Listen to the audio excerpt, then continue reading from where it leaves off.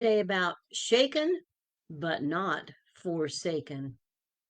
A title which really sums up what happens next in our story from yesterday's Sabbath School lesson.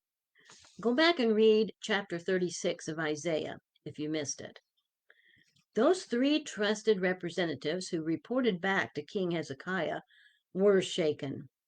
The threats and insults they heard just outside Jerusalem's wall were enough to cause them to tear their clothes in anguish as they shared their experience with the king.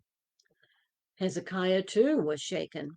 He tore his clothes, told them to go find Isaiah the prophet, and hurried himself over to the temple to again pray for guidance and help from God.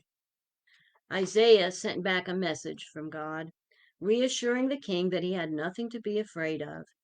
God was the one they had blasphemed, and God was the one who would take care of it. But then Hezekiah received a letter from Sennacherib, and the threats in that letter were enough to chill the spine of the bravest king. Hezekiah rushed again to the temple with the letter to pour out his heart to God and plead for their deliverance. Listen to his prayer and see how much God is central to his request. This is found in Isaiah 37:15-20.